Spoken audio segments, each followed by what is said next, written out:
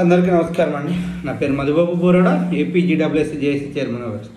ముఖ్యంగా ఈ యొక్క వీడియో నోట్ ఎందుకోసం అంటే గత వారం రోజులుగా జరిగిన పరిణామాలు, అదేవిధంగా ఉద్యమం చల్లారిపోయిందా, లేదంటే గ్రామవార్డు సచివాలయం ప్లస్ అందరూ నమోదించారా, లేదంటే ఇష్యూస్ గత నెల ఉన్న ఇష్యూస్ ఇప్పుడు లేవా, లేదంటే మన యొక్క ప్రతాపాలు ఆ వారం 10 రోజుల వరకైనా తర్వాత మరి కంటిన్యూ ఫార్వర్డ్ అవ్వా అనే దానిపై ముఖ్యంగా దేనికి ఈ జేఏసీలు పుట్టక, జేఏసీలు ఎందుకు పుట్టాయి, జేఏసీ నాయకులు ఎందుకు ఒకసారిగా బయటకు వచ్చారు, ఒకసారిగా ఎప్పుడు లేని జేఏసీ నాయకులు అందరూ కూడా ఎందుకని హల్చల్ చేయడం జరిగింది.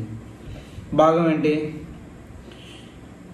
డోర్ టు డోర్ వ్యవస్థ, డోర్ టు డోర్ ఇష్యూస్ వద్దు. డోర్ టు డోర్ వల్ల చాలా నష్టపోయాము, ఆత్మగౌరవం తగ్గుతుంటుంది.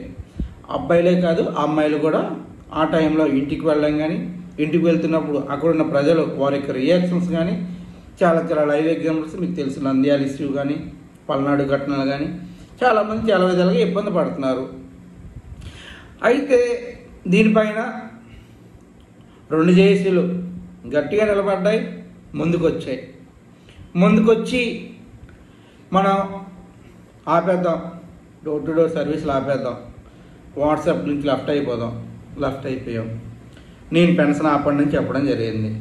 చెప్పిన తర్వాత సీఎం ఆఫీస్ కానీ కొన్ని సందర్భాల్లో పెన్షన్ అనేది ఎఫెక్టివ్గా ఉంటుంది, దయచేసి దాన్ని వెనక్కి తీసుకున్నట్టు కొన్ని టైం టు టైం అన్నా అది ఇష్యూ అయిపోయింది. తర్వాత ప్రభుత్వంకి చర్చలు పిలిచాక ప్రధాన ఎజెండా ఏంటి? డోర్ టు డోర్ ఆపాలి. కానీ ప్రభుత్వం వారు, ప్రిన్సిపల్ సెక్రటరీ గారు మీకు రావాల్సిన ఆర్థిక అంశాలు ఏవైతున్నాయో నార్సల్ ఇంక్రిమెంట్ కానీ, తర్వాత ఆటోమేటిక్ అడ్వాన్స్ స్కీమ్ కానీ, ఏదైతే ట్రాన్స్ఫర్స్ ప్రక్రియ స్పౌజ్ మ్యూచువల్స్ ఇవన్నీ కూడా ఇవ్వడం జరుగుతుంది. మీరు ఏదైతే డోర్ టు డోర్ సర్వీసెస్ అంటున్నారో 3 నెలలకు ఒకసారి, అది కూడా 4 నెలలు లేదా సంవత్సరానికి 2 పెట్టడం జరుగుతుంది అని చెప్పడం జరిగింది. దాని తర్వాత బయటికి రావడం జరిగింది. బయటకు వచ్చాక దాదాపు 100 మందిలో అందరితో మాట్లాడితే 95 మెంబర్స్ వరకు అందరూ కూడా ఆర్థిక అంశాలు ఇంపార్టెంట్ కదండి, మన ఎదుగుదలకి ఎంతో కొంత లాభం చేకూరితే మంచిదని చెప్పడం జరిగింది. దానికి అనుగుణంగా కూడా అందరం కూడా ఓకే, అందరూ ఒకటే మాట్లాడుకుందాము, ముందుకెళ్దాం అని చెప్పి వెళ్ళడం జరిగింది. ఇది అందరికీ తెలిసిన విషయమే కదా. అయితే మీటింగ్ నెక్స్ట్ రోజు జీవో నెంబర్ 11 రావడం, వచ్చాక ఏవైతే డోర్ టు డోర్ సర్వీస్ వద్దనో అవి చట్టబద్ధత చేస్తూ మీరు పక్కాగా చేయాలి అని చెప్పడం జరిగింది. ఓకే, చాలామంది సార్ బయటికి రండి సార్, ఉద్యమం చేద్దాం, ముందుకెళ్దాం, చాలామంది సచివాలయాలకు లాక్ చేసేద్దాం, చాలామంది పెన్ డౌన్ చేద్దాం. ఎంతమంది పెన్ డౌన్ చేయగలుగుతాం? ఇప్పుడు ఎంతమంది సచివాలయం లాక్ వేయగలుగుతాం? మనము గ్రౌండ్ లెవెల్లో రియాలిటీ ఆలోచన చేయట్లేదు ఎవరు కూడా. గ్రౌండ్ లెవెల్లో రియాలిటీ జేఏసీకి సంబంధం లేకుండా మండల బాడీస్, జిల్లా బాడీలు ఫామ్ చేయండి అంటే ఎన్ని జిల్లాలు చేశాయి, ఎన్ని మండలాలు పాల్గొన్నాయి, ఇప్పుడు ఎన్ని మండలాలు చేయడానికి ముందుకు వచ్చాయి? ఇవి మనం చేయట్లేదు, ఇవే మన అవసరం లేదు. కానీ పెన్ డౌన్ చేసేద్దాం, వర్క్ ఆపేద్దాం, రోడ్డు ఎక్కిపోదాం, చెలో విజయవాడ ఇలా చెలో కలెక్టరేట్ చేయడానికి పెద్ద ఇష్యూ కాదండి. పిలిపేయడం ఏమైనా నేను ఇస్తాను, పిలుపు ఈరోజు ఇస్తాను, చెలో కలెక్టరేట్. వెళ్ళేది ఎవరు, నడిపేది ఎవరు, టీమ్స్ ఏవి? కొన్ని 100 సార్లు చెప్పామే, 45 రోజులు టైం ఇచ్చాం ప్రభుత్వానికి, టీమ్స్ ఫామ్ చేద్దాం. ఎక్కడ ఫామ్ అవుతున్నాయి టీమ్స్? ఫామ్ అవ్వట్లేదు. ఫోన్లో ఏవో ఇష్యూస్ ఉన్నాయి అంటే ఎవరైనా ముందుకు వస్తే కన్సర్న్ ఎంపీడీఓకి సార్ ఈ వ్యక్తి రెచ్చగొడుతున్నాడు, లేకపోతే ఈ వ్యక్తి ఇలా టీం ఫామ్ చేద్దాం అంటున్నాడు, ఈ వ్యక్తిని టార్గెట్ చేయండి అని చెప్పడం, లేదా కన్సర్న్ డిపార్ట్మెంట్ హెడ్కి చెప్పడం, ఇలాంటివి జరుగుతున్నాయి కూడా. దాన్ని దృష్టిలో పెట్టుకొని మేము కూడా పెద్దగా మిమ్మల్ని ఫోర్స్ చేయట్లేదు, ఎవరిని కూడా ఇలా చేయండి. అయితే పరిస్థితులు ఎలా ఉన్నాయి? ఇప్పుడున్న ప్రజెంట్ సిచ్యువేషన్ బాగున్నాయా?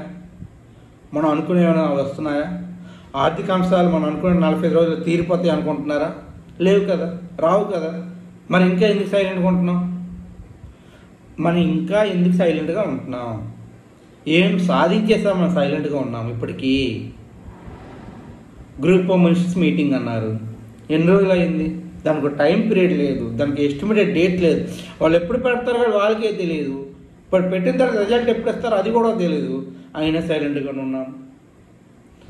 ఆర్థిక అంశాలు అన్నారు, ఎక్కడ ఒక ఫైల్ మూవింగ్ అనేది కనిపించట్లేదు. ప్రతిదీ కూడా ఈ ఫైల్ కింద మూవ్ అవుతుంది, ఎక్కడ ఉందో తెలియదు, ఏమవుతుందో తెలియదు, ఎప్పుడు వస్తుందో తెలియదు. అయినా సైలెంట్గా ఉన్నాము. పోనీ మనకు రావాల్సిన ఆర్థిక అంశాలు పక్కన పెడదాం. పోనీ సర్వీస్ మ్యాటర్స్ ఏమైనా ముందుకెళ్ళిపోయినా అదిగో మా సర్వీస్ మ్యాటర్స్ ఇలా జరుగుతుంది అనుకుంటాం, లేదు. ఉన్న వరకు కాస్త ఎక్కువ అయిపోయినది. ఇంతకుముందు 4 నెలలకు ఒకసారి అని చెప్పింది, ఇప్పుడు నెలలో 4 సార్లు వెళ్ళమని చెప్తున్నారు ఇంటింటికి. ఎవరీ ఫ్రైడే అంటున్నారు. పోనీ ఎవరీ ఫ్రైడే వెళ్తున్నాము, ప్రతి ఒక్కడు కూడా ఫీల్డ్కి వెళ్తాడు. అదే టైంలో కన్సర్న్ ఎమ్మెల్యేలు ఎంపీలు వచ్చేసి సచివాలయం వ్యవస్థలు ఎవరు ఉండట్లేదు, సచివాలయం వ్యవస్థ అనేది అనర్థం, దీన్ని తీసేసేయండి, లేకపోతే సీసీటీవీ కెమెరాలు పెట్టండి అని చెప్తున్నారు. మీరే కదండి వెళ్ళమంటున్నారు. మీరే ప్రజలకు చేరువలో ఉండండి అంటారు. మీరే ప్రజలకు చేరువలో ఉండండి, సర్వీస్ చేయండి, సర్వీస్ మోటో ఇవ్వండి అని చెప్తుంది మీరే. అదే రోజు సచివాలయం వ్యవస్థకు వచ్చి సచివాలయం చెకింగ్ చేస్తే ఎవరు ఉంటామండి? మీరు దాన్ని వెంటనే కలెక్టర్ గారితో మాట్లాడేసి అర్జెంటుగా సీసీటీవీలు పెట్టండి. తప్పే ఉంది. కలెక్టరేట్ నుంచి మొత్తం మా సచివాలయం వస్తారు, మొత్తం అన్ని దగ్గర సీసీటీవీ పెట్టండి. అందరికీ పెట్టండి, తప్పే ఉంది. అందరూ ప్రభుత్వ ఉద్యోగులే కదా అందరం కూడా, తప్పే ఉందండి. మనం కూడా హ్యాపీగా మేము అడుగుతుంది కూడా అదేనండి, డెస్క్ డ్యూటీ. మాకు కూడా సచివాలయం వ్యవస్థలో మేము ఉంటాము, దయచేసి ఆ లోకల్లో ఉన్న వాళ్ళందరినీ వచ్చి సర్వీస్ తీసుకోమనే కదా మేము చెప్తున్నాము. మీరే ఇంటింటికి వెళ్ళాలి, ప్రజలకు చేరువలో ఉండాలంటారు. నాకు తెలియక అడుగుతున్నాను, మేము గవర్నమెంట్ ఉద్యోగులమా లేదంటే ఏదైనా అనొచ్చు అనకూడదు. అంటే ఏంటంటే మేము ఎలా ఉందంటే మేము ఏదో ఎలక్షన్ కంటెస్ట్ చేస్తున్నట్లు మేము ఇంటింటికి వెళ్ళి మేమే క్యాన్వాసింగ్ చేసుకొని, అమ్మ మీ ఓటు మాకే వేయండి, మేమే మీ ఇంటికి పెన్షన్ ఇస్తున్నాము, మేమే మీ ఇంటికి ఉప్పు పప్పులు తెప్పిస్తున్నాం, మేమే మీ ఇంటికి జిఎస్టీ సర్వీసెస్ చెప్పాము అంటే ప్రతిదీ మేమే చెప్తున్నాం కదా, ప్రతిదీ మేమే చెప్తున్నాము. రేపో మాపు నాకు తెలుసు ఈ 5 సంవత్సరాలు కానీ మీ సర్వీస్ చేస్తే ఇంకో వ్యక్తి గుర్తుండడేమో. మీరు నాయకులు అనుకుని ఎవరైనా వెళ్తే వాళ్ళు ఎవరు గుర్తుండరు, 100% చెప్తున్నాను. నాయకులు అనుకుని ఎవరైనా వెళ్తే ఎవరింటికని మీరు ఎవరు గుర్తుండరు, మేము తప్ప. ఎందుకంటే మా సర్వీసెస్ మీరు అలా చేసేసారు. చదువులు మొత్తం పోయినాయి, డిగ్రీలు, బీటెక్లు, ఎంటెక్లు మొత్తం పోయినాయి. మేము చేస్తున్న సర్వీస్ అలా చేశారు మమ్మల్ని. రేపు మా వాళ్ళకి ఏమన్నా స్తోమత ఉంటే ఆ సీసీలు, ఆ డ్రైన్లు, సీసీ రోడ్లు, డ్రైన్లు వేసిస్తే వీళ్ళే అక్కడ ఆధార్ కార్డు ఏదో తెచ్చుకుంటే అక్కడ ఎంపీటీసీలు, సర్పంచ్ వీళ్ళే నిల్చోవచ్చు. గ్రామ సచివాలయం ప్లేస్ నిల్చుంటే చాలు. వీళ్ళు ఒక పార్టీ పెట్టుకొని, ఈ గ్రామ సచివాలయం ప్లేస్ ఒక పార్టీ పెట్టుకుంటే వీళ్ళే కంటెస్ట్ చేయొచ్చు ఎమ్మెల్యేల కింద, ఎంపీల కింద. ఎందుకంటే లోకల్గా ఉన్నది వీళ్ళే, ప్రజలకు చేరువుగా ఉన్నది వీళ్ళే, ప్రజలకు అనుబంధంగా ఉన్నది వీళ్ళే. రేపు వీళ్ళు వెళ్తే ఓట్లు కూడా వీళ్ళకే వేస్తారు. అలా ఉంది పరిస్థితి ఇప్పుడు. రంగం సినిమా లాగా వీళ్ళు ఒక పార్టీ పెట్టేసుకొని, వీళ్ళే గ్రామ వార్డు సచివాలయం ప్లస్ కొత్త పార్టీ ఒకటి పెట్టేసుకొని, వీళ్ళ లోకల్లో 10 లక్షలు 5 లక్షలు లోన్లు పెట్టుకొని సీసీ రోడ్లు, డ్రైన్లు ఏమైనా వర్కులు చేసేస్తే నిజంగా వీళ్ళు అయిపోతారండి. ఇక్కడ గెలిచేస్తారు వీళ్ళందరూ కూడా. ఎందుకంటే ప్రతి సర్వీస్ మేమే ఇస్తున్నాము. అంటే ఒక ప్రభుత్వ ఉద్యోగిగా మా బాధ్యతలు మేము చేస్తున్నాం, నేను కాదట్లేదు. కానీ మీరు confine to the door to door వ్యవస్థకే తెచ్చేశారు మమ్మల్ని ఓన్లీ డోర్ టు డోర్ వ్యవస్థకే వాడుతున్నారు, ఇంకో వ్యవస్థ వాడట్లేదు మమ్మల్ని. అలాంటప్పుడు ఏమవుతుందంటే వాళ్ళకి అంటే 0 నుంచి 100 వరకు అన్ని యాక్టివిటీస్ గ్రామ సచివాలయం ప్లేసే ఆ ఇంటికి వెళ్ళి చేయడం వల్ల మేము తప్ప ఇంకో వ్యక్తి వాళ్ళకి తెలియదు. నెక్స్ట్ రేపు మేము సర్పంచ్ కింద, ఎంపీటీసీ కింద మేము ఆ పొజిషన్లో నుంచి మేము గెలుస్తాం 100%. రేపు మీ ఎమ్మెల్యే, ఎంపీలు అవ్వడానికి కూడా అవకాశం ఉంది మీ వల్ల. అలా తీసుకొచ్చారు వ్యవస్థని. దయచేసి మాకు వనరులు వాడుకోండి. మీ డిగ్రీలు చదివారు, ఎంటెక్లు, బీటెక్లు చదువుకున్న వాళ్ళు ఉన్నారు అందరూ. దయచేసి ఆర్టిఫిషియల్ ఇంటెలిజెన్స్ అంటారు, ఏఏ వ్యవస్థ తీసుకొచ్చింది, దానికి వాడండి, దానికి తగ్గట్టుగా బిహేవ్ చేయండి. మీరేంది ఏఏ వ్యవస్థ వచ్చాక కూడా మీరు మరీ పురాతన వ్యవస్థలో తీసుకెళ్ళిపోయి రాచరికాలు ఈ వ్యవస్థలో తీసుకొచ్చేస్తున్నారు. దానివల్ల చాలా ఇబ్బంది పడుతున్నారు గ్రామ వార్డు సచివాలయం ప్లేస్. ఎవరు బయటికి చెప్పుకోలేకపోతున్నారు, కానీ ఇదే పరిస్థితిలో ఉన్నారు. దయచేసి ఎవరైతే అసలు మేము ఒకటే కోరుకుంటున్నాం మిమ్మల్ని అందరూ కూడా, మమ్మల్ని మా పేరెంట్ డిపార్ట్మెంట్లో విలీనం చేసేయండి. మమ్మల్ని మా పేరెంట్ డిపార్ట్మెంట్ విలీనం చేయండి. మా వ్యవస్థలో మేము వెళ్ళిపోయిన తర్వాత మేము ఎలా కావాలంటే అలాగే అక్కడ వ్యవస్థలో 5,000 ఉన్నాయండి, బేసిక్ పే 10,000 ఉన్నాయండి, నెల 30,000, 50,000, 1,00,000 ఉన్నాయండి. మాకు ఏదైతే అదే మేము తీసుకుంటాము. దాన్ని వదిలేసి మీరు 3 టైర్ వ్యవస్థ తీసుకొస్తున్నారు, తర్వాత ఇంకేవో కొత్త వ్యవస్థలు తీసుకొస్తున్నారు, కొత్తవన్నీ తీసుకొచ్చి మా మీద ప్రయోగాలు చేస్తున్నారు. మేము ల్యాబ్లో ఒక ర్యాట్ ఉంటుంది, ర్యాట్ కానీ వీటిపైన ప్రయోగాలు చేస్తారు. అది బతికితే పర్వాలేదు, బతికితే సక్సెస్ఫుల్, లేదంటే పేషెంట్ డైడ్. అలాగా మా వ్యవస్థలో ప్రయోగశాల అయిపోయింది. సచివాలయ వ్యవస్థ ఒకసారిగా సచివాలయ ప్రయోగశాల అంటే ప్రతిదీ మా మీద ఎక్స్పెరిమెంట్ చేసుకుంటూ మా మీద ప్రయోగాలు చేస్తూ ఈ విధంగా మమ్మల్ని ఉక్కిరిబిక్కిరి చేస్తున్నారు ప్రభుత్వం వారు. దయచేసి అసలు మా సర్వీస్ ఏంటి, మా మోటో ఏంటి, అసలు మమ్మల్ని ఏం చేయాలనుకుంటున్నారు, లేదా మమ్మల్ని కన్సర్న్ డిపార్ట్మెంట్ మింగిల్ చేసి మమ్మల్ని వాళ్ళ ద్వారా మీరు రిక్రూట్ చేసి వాళ్ళ ద్వారా ముందుకు తీసుకెళ్తారా, లేదంటే వ్యవస్థ మార్చేస్తారా, పూర్తి ఏదో క్లారిఫికేషన్ ఇచ్చేసేయండి. దయచేసి డిపార్ట్మెంట్ వైజ్గా ఒక్కొక్కరిని ఇద్దరిని పిలవండి, ఒక దగ్గర కూర్చుని పెట్టారు, బాబు మిమ్మల్ని ఇలా చేయాలనుకుంటున్నాం, ఇది మీ వ్యవస్థ, మేము ఈ విధంగా చేస్తాం, మిమ్మల్ని ఈ విధంగా చేయాలనుకుంటున్నాం, అవును కాదు అని ఒక క్లారిఫికేషన్ ఇచ్చిస్తే మంచిదండి. ఇప్పటికీ మీ మల్టిపుల్ బాసిజంతో బాధపడుతున్నాం. ఓ పక్క DDO, ఓ పక్క MPDO, ఓ పక్క కన్సర్న్ డిపార్ట్మెంట్ హెడ్ అయితే ఇప్పుడు మీరు ఒక నోడల్ ఆఫీసర్ తీసుకొచ్చారు. మళ్ళీ 3 tier వ్యవస్థలో ఒక నోడల్ ఆఫీసర్. ఎంత ఇబ్బంది అవుద్ది. ఏదైనా కావాలంటే నలుగురు మీ పర్మిషన్ తీసుకుని వెళ్ళాలి. ఇప్పుడు 3 tier వ్యవస్థ పూర్తిగా అవగాహన లేదు, అసలు ఏం చేస్తారో తెలియదు.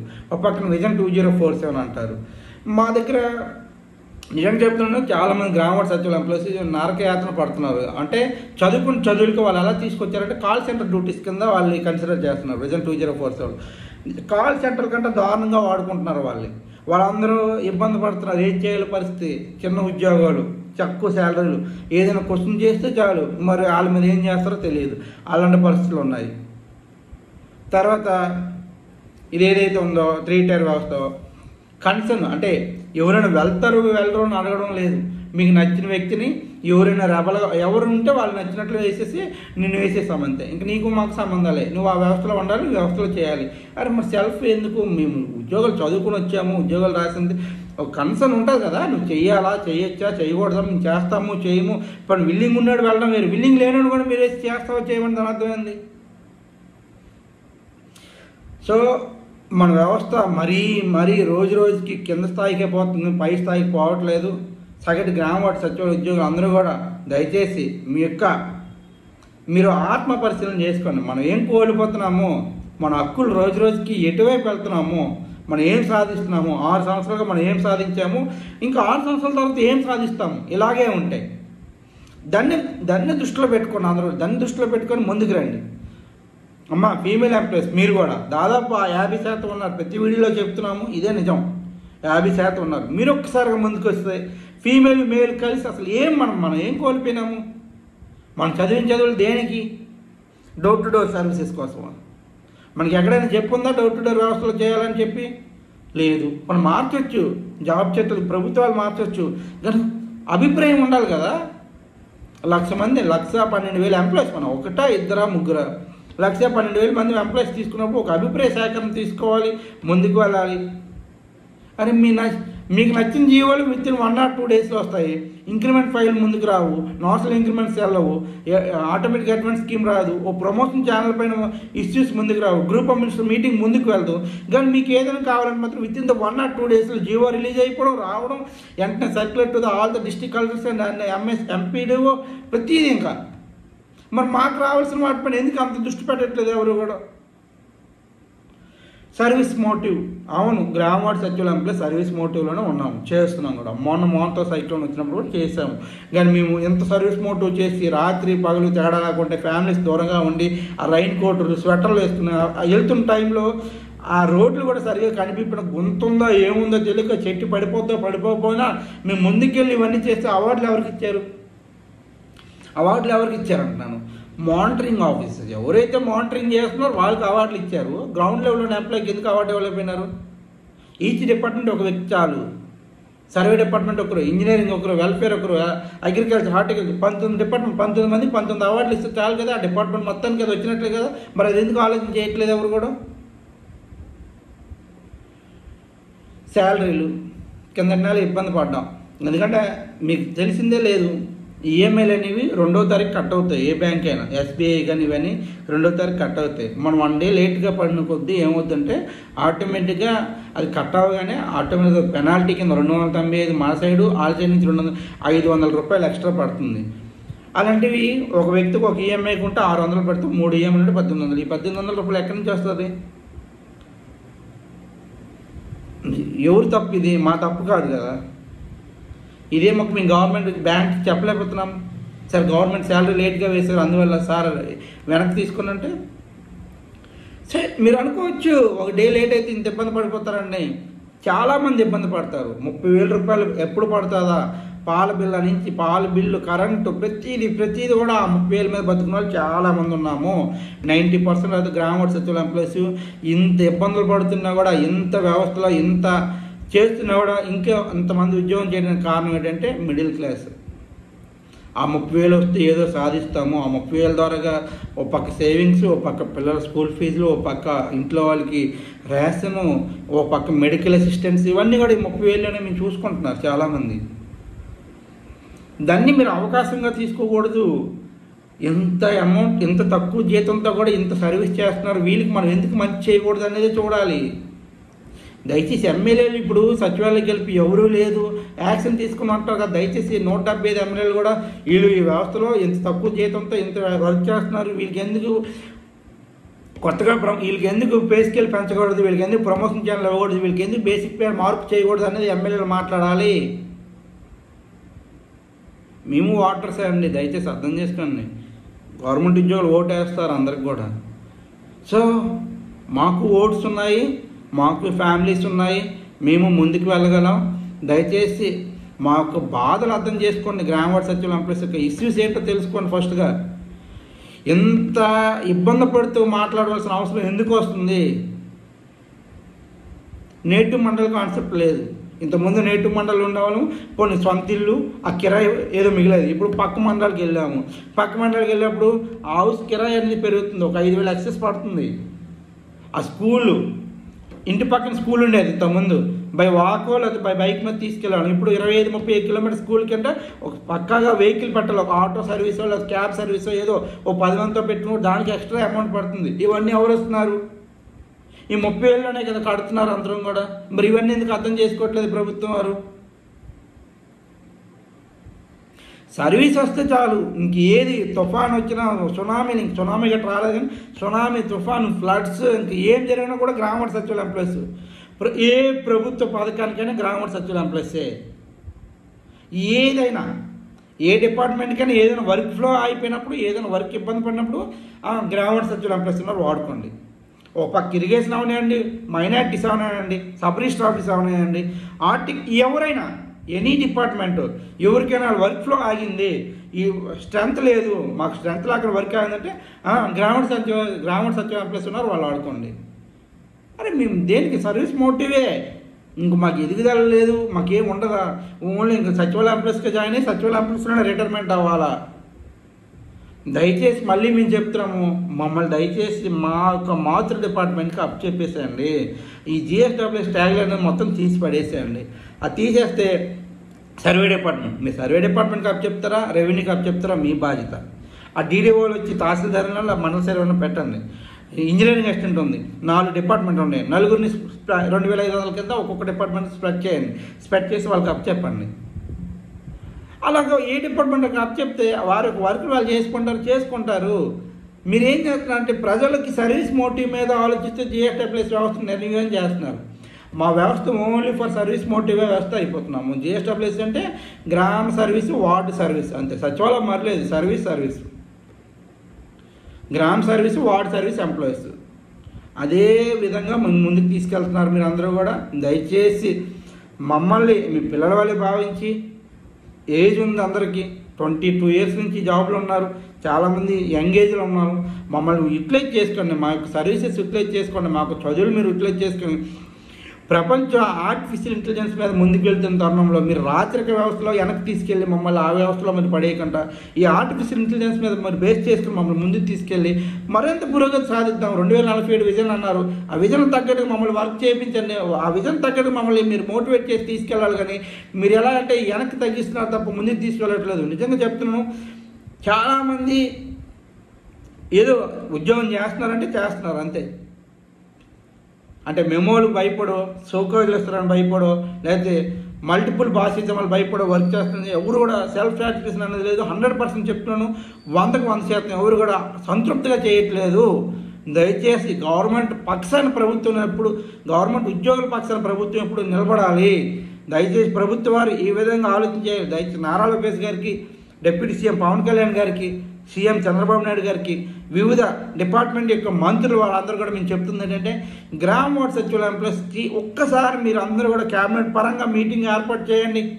ఏర్పాటు చేస్తే మేమేం కోరుకుంటున్నాము, అసలు మీరు మా వ్యవస్థను ఏం చేయాలనుకుంటున్నారు, మీరు ఎలా ముందుకు తీసుకెళ్ళాలనుకుంటున్నారు, మీకు క్లారిటీ, మీకు విజన్ ఉంది కదా, ఆ విజన్ ఏదో మాకు చెప్పండి. ఈ విజన్ ద్వారాగా మేము ముందుకు తీసుకెళ్ళాలనుకుంటున్నాము, మీ వ్యవస్థను ఈ విధంగా మేము ముందుకు తీసుకెళ్తాము, మీ వ్యవస్థకి ఈ విధంగా రూపకల్పన చేస్తాము. పేరు మారుస్తారా, మార్చండి. పేరు ఏముందండి, ఏం పేరు పెట్టుకుని మీ ఇష్టం. అది మా బతుకులు మారాలి, మేము మారాలి, మా పే స్కేల్ మారాలి, మా వ్యవస్థ మారాలి, మేము చేస్తున్న వెట్టి చాకరీ మారాలి. పేరుకి ఏముందండి, విజన్ కాకపోతే ఏది పెట్టినా కూడా ఒప్పుకుంటాం, దాన్ని మేము కాదనట్లేదు, దాన్ని మేము అడ్డు చెప్పడం కూడా సరిపోము. మా పే స్కేల్ మార్చండి, బేసిక్ పే మార్చండి, మా వే ఆఫ్ లైఫ్ మార్చండి, వే ఆఫ్ స్టైలింగ్ మార్చండి, మనం చేసే సర్వీస్ మోటివ్ మార్చండి. ఇవన్నీ చేయాలని కదా ఎప్పుడు మేము ప్రశ్నిస్తాము. దయచేసి ఈ విధంగా ప్రభుత్వం ఆలోచన చేయండి. ఈ విధంగా మాత్రం ఆలోచన చేసి మీరు గ్రూప్ ఆఫ్ మంత్రులందరితో ఒక్కసారి ఇప్పటివరకు ఏ ప్రభుత్వం కూడా గ్రామ సచివాలయ ఎంప్లాయీస్ అందరితో మీటింగ్ పెట్టలేదు. ఏదో ఒక మంత్రి గారు వస్తారు, పెడతారు, వెళ్ళిపోతున్నారు. అలా కాదు, వ్యవస్థ అండి 1,20,000 మంది అండి. రేపు మేమే భవిష్యత్తు, ఈ వ్యవస్థ మొత్తానికి మేమే హైయెస్ట్ ఉన్నాం. ఇప్పుడు మేమందరం భవిష్యత్తు, రేపు స్టేట్ మొత్తానికి. మమ్మల్ని మీరు వాడుకోండి, మా వ్యవస్థను మీరు మార్చండి, మా యొక్క సర్వీసెస్ తీసుకోండి. ఎంటెక్ బీటెక్ చదువుకున్న ఉన్నాం అందరం కూడా, మమ్మల్ని అందరూ మీరు మా యొక్క సర్వీసెస్ తీసుకొని మీరు ముందుకు తీసుకెళ్ళండి. ఈ ప్రక్రియలో భాగంగా మీరు ఏ వర్క్ చెప్పినా మేము చేయడానికి సిద్ధంగా ఉన్నాం. ఒక భరోసా కల్పించాలి. రేపు ఎవరైనా గ్రామ సచివాలయ ఉద్యోగంలో జాయిన్ అవ్వాలంటే అది మంచి జాబు, అందులో జాయిన్ అయితే మన వ్యవస్థ మనం బాగుపడతాం, మన ఫ్యామిలీ బాగుపడుతుంది అని చెప్పి చేయాలి. దానికి తగ్గట్టుగా నిర్ణయాలు తీసుకుంటారని మనస్ఫూర్తిగా కోరుకుంటూ అందరికీ సెలవు తీసుకుంటాం. Thank you everyone.